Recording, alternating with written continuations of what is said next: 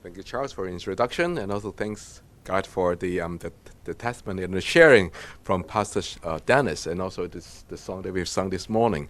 And I was thinking while I was sitting down there, maybe I don't really need to preach that much. We're all encouraged already, and we're all ready to go. Maybe I just cut it very short this morning, and hope I can do that. And when I was sitting down there, and I was thinking about, wow, really, think back in all thousands of history, how God has been preparing people to do His work. And even though in the time that we couldn't understand, even though in the time, the very bad time in Turkey and also in Bulgaria, and also underground, in the basement, and by 15 or 14 years old girl as a Sunday school teacher. How did it all happen? And today I hope that the message and also the scripture that we're talking about this morning will be an encouragement for all ourselves to think about our life, and to think about maybe at some point you think about in Chinese we say there's a second half of your life, right? And we reach a point that we think about how we try to think again how we should live ahead in our own life. And today we talk about a little bit aggressive, actually from chapter 2 of Exodus to chapter 4, but I'm not going to preach the whole thing here, but I try to get some main points over there. So we all heard about Moses, right? Moses is a passionate, and also he is a flawed character at the same time. And he sounds like a hero, but also we can see there's a lot of difficulties in his life too. He tries to rescue his people. In verse 11, chapter 2, verse 11 to 14. Let us have a look here. Is the slides on? Oh, yes, thank you. So we can see that Moses kills Egyptian who was beating up a Hebrew. So in verse 12, it says, looking this way and that way, and seeing no one, he killed the Egyptian and hid it in the sand. So his action lead to his exile in the land of Midian for the next 40 years. So in verse 15 it says, when Pharaoh heard of this, he tried to kill Moses. But Moses fled from Pharaoh and went to live in Midian. So as a result, Moses seems to have become disappointed with his life, as indicated by the name that he gave to his son. His son is called Gershom, right? In verse 21 it says, I have become a foreigner in a foreign land. So we can see how frustrated he is with his life. I'm not sure if you have ever felt frustrated with yourself or disappointed in yourself, in your life at some point. I did. And maybe I would say when I was almost reaching my 40, I have a very early mid-age crisis in my life. And I was starting to think about, what is life is all about for myself. So in the later chapter, Moses rescues the daughter of Jethro, and the word rescue here is used to describe what Moses did, and he became a significant. The word rescue has become a significant theme in the whole book of the Exodus, and all the story to come. So later in the chapter 3, God speaks to Moses and uses the same word to describe his plan to rescue the Israelites. So we can see that Moses has a passion for justice. He has a passion for his own people. However, Moses looked left and he looked right and think about how he can do all these things, but he forgot. But he didn't even know to look up to God. He dealt with the problem by committing crime, committing sin to killing the person. That he was not assigned to do that. He revenged by violence and took the Israelite. That he was unaware that God was having a plan for the Israelite, and God was about to save the Israelite with his plan. He redeemed his people. The Israelite groaned in their slavery and cried out for help. He didn't know that. He didn't even think about God has already been listening to the prayer in the same time. When Moses was not aware what God was about to do, but he did it in his own way. It seems to be a delay and causes Moses personal disappointment in this when he was he was fleeing to the land of a stranger's land. And for the past 80 years, in fact, without Moses himself being noticed, God was actually preparing him for redeeming his covenant people. So now Moses, as a departed shepherd and as a sojourner, he settled down and married a wife called Zipporah, spent his days shepherding his father-in-law's flocks. And there was nothing much happening in these 40 years of very dull days. So after 40 years, Moses turned 80, and a significant event happened. While he was leading the flock, and he arrived Horeb, and now unaware of what was about to happen. And now, an ordinary day that marked a very new start of a life-changing event that he's about to meet the Almighty in his life. So it was there, in the mountain of God, that Moses caught sight of a burning bush, and therefore made that sight truly remarkable is that the fact that the bush was not consumed by the fire. I assume that maybe the fire was there, but there's nothing carbonized, there's no smoke coming out. And intrigued and drawn to this supernatural phenomenon, and Moses approached to the bush to investigate and see what is going on there. The text says here, Moses saw that though the bush was on fire, it did not burn up. So Moses thought, I will go over and see the strange sight, why the bush does not burn up. As Moses drew near, a living figure spoke to him from within the flames. And then the text makes it very clear that it is God himself speaking to him. We don't have much time to go through the whole chapter here, but there are a few things that is worth us to notice, and what that is speaking about God himself. First, God declared that he is the God of the past. In verse 6, there you go. He said, I am the God of your father. Moses named his second son Eliezer, which means God is my help. In the later chapter, in chapter 18, and you can see that Moses named his second son this. My father's God was my helper. He saved me from the sword of Pharaoh. Now being a stranger in a foreign land, he might still wish that the God of his ancestor would help. Though he might feel a bit removed from this God, that he has a very little idea about this God. But now God came into sin, came in this one of the very dull days of his life. And God declared to Moses, I am the God of your father. And Moses wouldn't expect the help of God. It is how he was hoping, from what we can learn from how he named his second son. God is my help. Father is my God is my help. Maybe he's hoping God is helping him in some way, but he didn't expect that the help of this God that he wished for would be much greater than he would ever expect in his life. And not just that, and God emphasized that, I am the God of Abraham and Isaac and Jacob. Here is the God of Genesis. Now here we are in Exodus, but God is already in the Exodus, and God of the whole history is not the God of that moment. It's that God before Moses, before everything came into the past. And this is the same God who had made a promise to Abraham to make his children into a great nation, to bless the nations through Abraham on all the earth. And that's the God who now speaks from the burning bush. The God who seems to be remote to Moses. And now he's speaking to Moses through this burning bush. In verse 7 and 10 it says, I have indeed seen the misery of my people in Egypt. So I have come down to rescue them from the hand of Egyptians and bring them out of that land. And so now I am sending you to Pharaoh to bring my people, the Israelites, out of Egypt.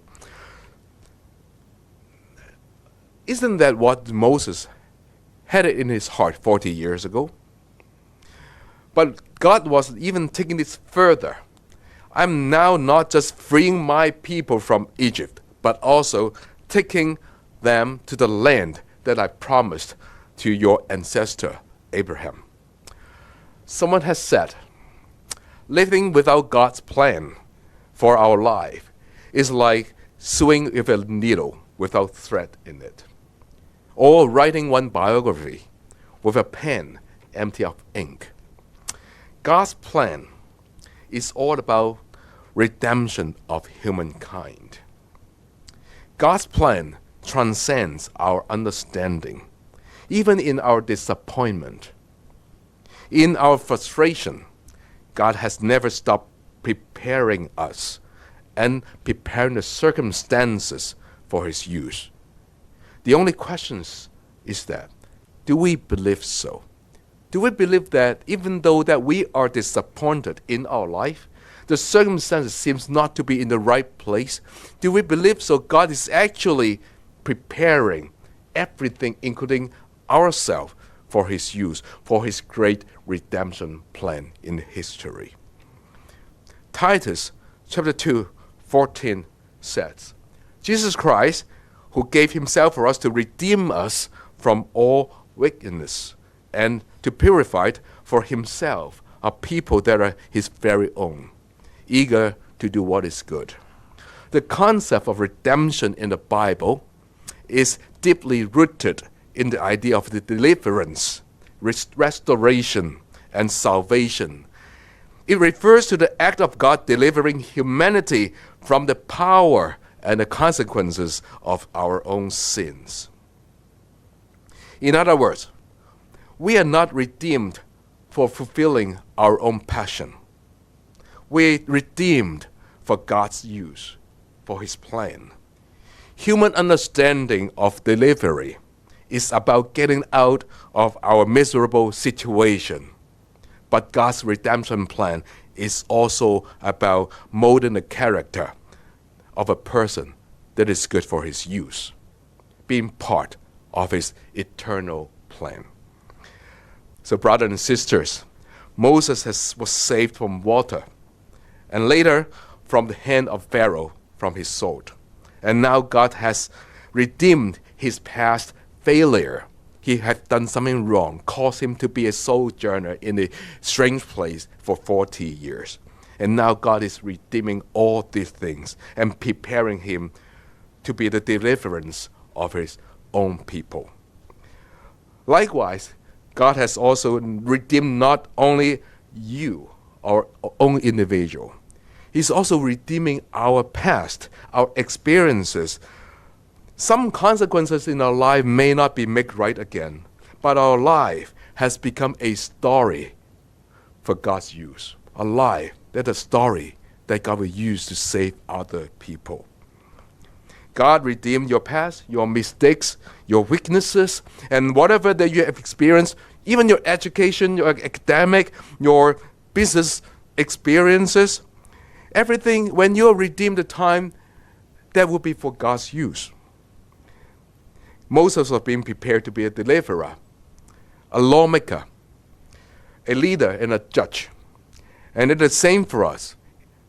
All our life, no matter what we have experienced, the day when you are redeemed, everything will become an instrument for God's good work. That's what we have just heard this morning. And Pastor Dennis, he redeemed, and he's now being sent to the UK for 500,000 of the Turkish over there. So what is Moses' response? For the 40 years of life in the land of Midian, has Moses lost his confidence? It seems to be the case. Perhaps it is already too old for Moses, after all, he's 80 years old by then, to take on the task. He became so reluctant. So Moses responds in verse 11. And I will need the slide here. Thank you. So who am I that I should go to Pharaoh and bring the Israelite out of Egypt? And God said in verse 12, I will be with you. Moses asked, who am I? But God says, it's not about you, Moses. No one can ever do my work without me. Here you have to truly understand what this powerful statement, I will be with you, really means. The simple statement is a promise. And then it becomes part of God's name. Because the word I will be, or yea in Hebrew, is exactly the same when God says, I am who I am. And this can be translated as, I will be that I will be. And this is a declaration of God himself, I am who I am, the very personal name. In the Bible, the word Yahweh, and this is what we pronounce the word the Lord when we read the Bible and we see the Lord. Although we don't exactly know how the Old Testament people pronounce this word Yahweh. And the word Yahweh very likely is the third person of I am, a yea. I am, when we're referring I am, the third person will be he is, Yahweh. Hope you can you can follow me here. But in the Old Testament, the Jews, they don't want to say out the name because of the respect of God. So they will say the Lord instead of saying Yahweh. So that's why we don't know how this word exactly how it is pronounced. So the Jew will say the Lord. So whenever we see this word, the Lord, spelled in capital K's in our Bible, it is the name of God. It's not his title. It's not a title. It's his name, Yahweh. So when we read this word in uppercase, we know that this is the name God used to sign the covenant with his people. Name is very important in the Bible. Our names is also important when we have to sign a contract with the other people. God says here, it's not about who you are, Moses. It's all about I am. I am has sent you. I am became the new name of God here. In verse 15, God reminds Moses who he is when God says, I am. Say to the Israelite, the Lord, the God of your father, the God of Abraham, the God of Isaac, and the God of Jacob has sent me to you. This is my name forever, the name you shall call me from generation to generation. God is a God who is always faithful to keep his covenant, even when human unable to keep our part. God is an eternal God. He's the self-existent God. He's infinite. It's not that he needs us, but it is us who need him. When all creatures must depend on God, God depends on nothing that he depends. He's even powerful enough to keep us in the covenant, while we often fail in our part. And this is the kind of God that he made an unfailing covenant to his people, including us here. So in the business field, whenever we made an agreement with other parties, we had to use the company's seal, like a chop, on our signature. And it was to make clear that both parties and will have the authorization representative that could bind their company to the terms and conditions to be on the agreement. So the company's seal is used to authenticate their contract. Apart from the seal, and also there also signatories must also be endorsed by their organization. So it means that this company is trustworthy, and that guy is endorsed by his company, and all the agreement and everything or terms there they are all agreed on, and they will act upon this. By making sure that both parties will have the seal and endorsement in place, we can be sure that this agreement can be carried out. A covenant is different than a contract. A contract is an agreement between two equal parties. A covenant is a binding relationship between, usually involving protection and also paying tribute, between a higher power and a lower power, such as a stronger nation than a low and a weaker nation. God signed this covenant with Abraham. soon he will establish another Mosaic covenant with the Israelite people through Moses, endorsing his signature I am with his eternality. What would be bigger than this? God endorsed his name with his eternality. When Moses was drawn to the burning bush, a flame that does not burn out, like his resources are inexhaustible, his power unwearied. He never needs to take a break to recharge his energy. He doesn't sleep. His love never fades away. As 40 years have passed by, Moses has lost his confidence. It is time for Moses to shift his confidence from his own ability, his own passion, his own self, to this great I am that will never be weakened or even a little bit. So, brothers and sisters, when we fail, God has all the reasons to terminate our relationship, just like how we do it in the business field. But our God is gracious, always faithful and powerful to keep his covenant. He knows well we will not be able to keep our part without him. He came to us to help us to keep the covenant with him. We cannot do it by ourselves. So he came and helped, and this is the God that we have our covenant with. And our confidence should not be based on ourselves, based on our great I am. And that's why Jesus said, without me, you can do nothing. Moses needs time to process all these things that happen before his eyes. He's a great I am, the God of eternity, eternal God is speaking to him. In the first half of the chapter 4, which we don't have time to go through everything today, we know Moses was kind of arguing with God and reluctant to go. So he gave some excuses. Is he going to do the work? Moses kind of saying that they are not going to believe me, even though that you send me. I'm not eloquent. I'm not very good with my speech. And finally he asked God, okay, come on, please send someone else, not me. I just don't want to do it. Maybe he's just too old, 80 years old. But this great I am, he kind of underestimated this God.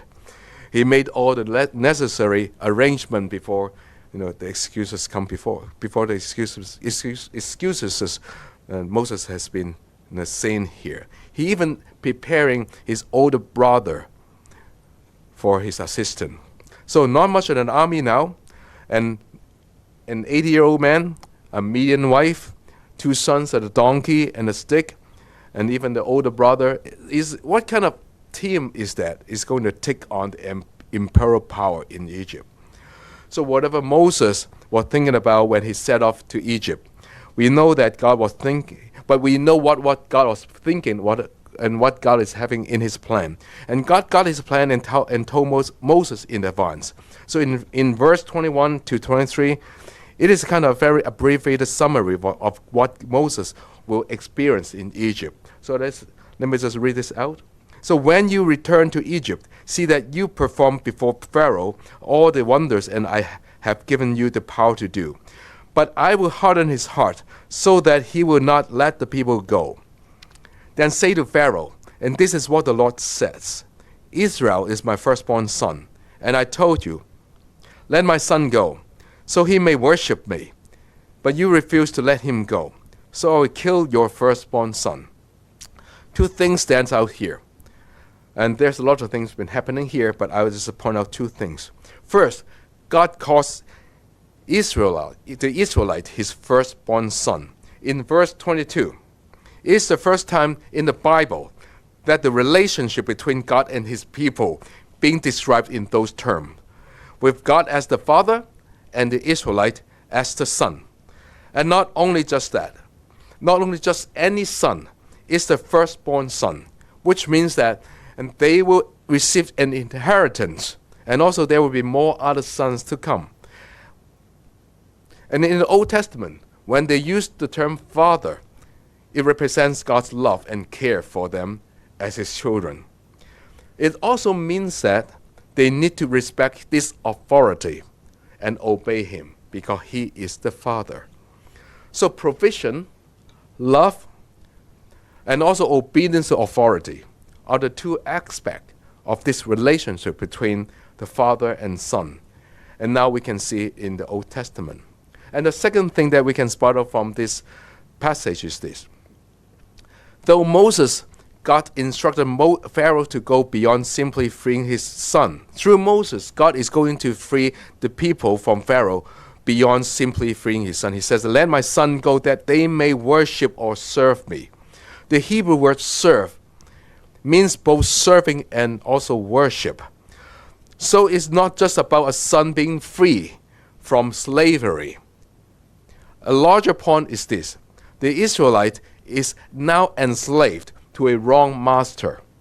And they need to be released from serving the wrong master and came and to be redirected to serve a worship the right master, Yahweh, the great God I am, and their true living God, their Father and their King. So here we can see that God is starting to establish a proper relationship with his people, and all start with Moses. So in the following passages, there comes a moment that is shocking, also very perplexing, I would say, in verse 24 to 26, when Moses and his family are beginning their journey going back to Egypt, and God here to confront Moses and appears ready to kill him. So let us all read 24 here. It is written, at a lodging place on the way, the Lord met Moses and was about to kill him. And you say, hey, wait, this is the man who God has saved as a baby 80 years ago, and here's a man who has been saved as a turned away prince of Egypt 40 years ago. And this is a man God whom is just managed to persuade and ask him with a great length, ask him to go down to Egypt and to save his people. And here's the man God is sending to commands to begins a great action of redemption in the Bible until the cross of Christ. And now God met Moses and about to kill him. What is happening here? And the Bible doesn't tell us what exactly happened about Moses. Maybe he has a sudden illness there, or Moses. Anyway, Moses is very close to death. The only quick action of his wife Zipporah that saved him. So in verse 24 and 26, 25, 26 says, but Zipporah took a flint knife, cut off her son's foreskin, and touched Moses' feet with it. And surely you are a bridegroom of blood to me. And she said in 26, so the Lord let him alone. At the time she said bridegroom of blood, referring to circumcision. So what seems clear in these few verses is that at least one of Moses' son has not been circumcised. So, but why not? And the Bible didn't tell us. Maybe Zipporah, as a Midianite, as a Gentile, she didn't like the idea of circumcising their son when they were just a baby. And now, assuming this younger son must be being pretty grown up now. And there are a few more questions that is puzzling us. The first question is this: why did God want to kill Moses even though one of his sons was not circumcised? And second, why did Zipporah touch Moses' feet with her son's foreskin? And thirdly, what did Zipporah mean when she said, you are a bridegroom of blood to me? Circumcision was a sign of a covenant between God and Abraham's descendants. It meant that all the male in the household, if they're not circumcised, must be cut off in the Old Testament. God required all the male babies to be circumcised at 8 days old. And Moses was responsible for ensuring all the males in the household would be circumcised. And to save Moses' life, Zipporah circumcised one of her grown-up sons. In the land of Midian, it is a custom that the man will only get circumcised just right before they get married or in their age of puberty, never in the 8-day-old. So when Moses settled down in Midian, perhaps he may have let go of his Israelite obligation. And by the time he's living there, maybe his wife, as a Gentile wife objection, they didn't do this covenant requirement for his son. However, for here, Zipporah understood that circumcising their son is the way necessary to save Moses' life. So she did it, and perhaps she's not doing. She did it without, not quite willingly. And then she touched Moses' feet with the cut off foreskin. In Hebrew, the word "feet" could be a euphemism or a subtle saying of a male genital. But we can't be certain here. Some suggest that Zipporah performed the circumcisions at Moses' insistence. So most scholars believe that Zipporah cut off her son's foreskin and threw it at Moses' feet, indicating her reluctance. There you go, I did it, so save my husband. Perhaps this is the case, but we cannot be very sure. But as the phrase, bridegroom of blood, Zipporah may have used the terms how the Midianites call their bridegroom in their time, because they were usually circumcised before they get married. And now, when Moses was about to be killed, what she did, save his husband, is like a bridegroom to her again. Again, it's very difficult to be very sure, but at least we kind of try to get our head straight and what is all this passage is all about. But one thing, after all this, we can be sure is this: circumcision signified God's people in the Old Testament time for the Jews. Moses needed, this even more important is this, Moses needed to obey before he could lead his people. God is sending Moses back to Egypt, and he is about to establish the law from God's words.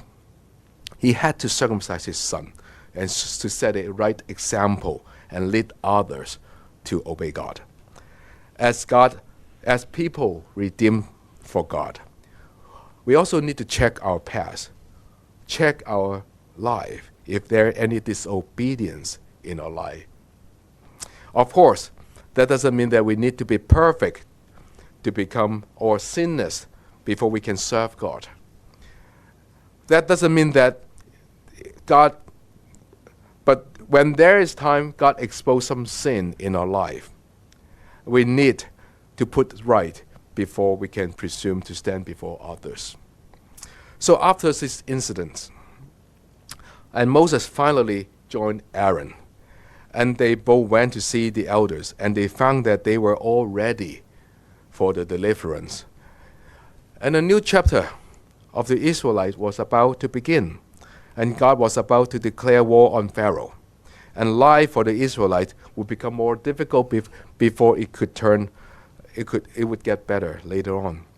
And in all this, God is raising a person who can fulfill his task. Moses is not depicted as a courageous and heroic figure here. He could easily defeat the Egyptian. Instead, he has a fear, anxiety,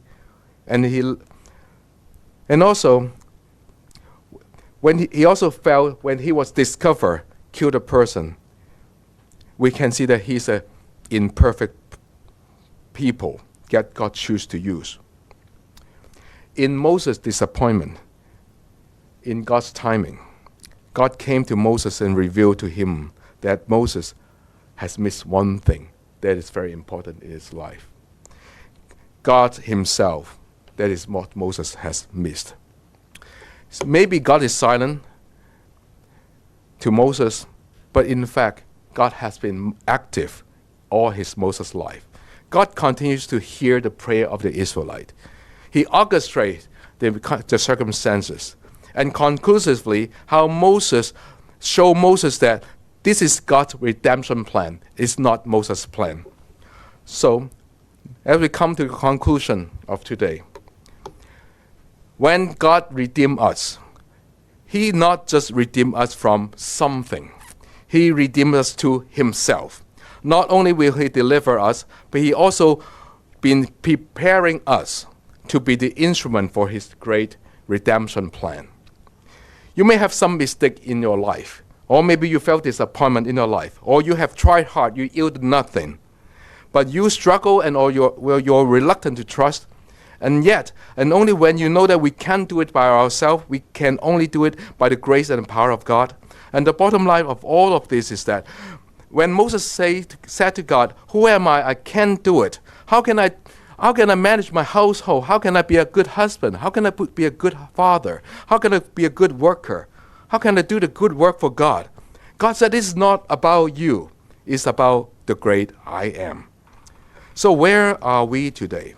Are we just like Moses, trying to pursue our own passion, living in a foreign land, feeling remote from God? Or you are feeling distracted in your life? Perhaps we all need to be like Moses, go to the Mount of Horeb and to see the burning bush and to meet God Himself. Let His burning bush to put a burning heart in our life again. Let's pray. Thank God for this wonderful story about Moses. Thank you for saving our life to redeem us from this wicked and this sinful world to yourself. Thank you for preparing us even in our own disappointment, even in our own failure. Thank you for all the testimony and all the experiences that we have. I pray that we will all turn this into your hand and you will turn this into your use. In the name of His Son we pray. Amen.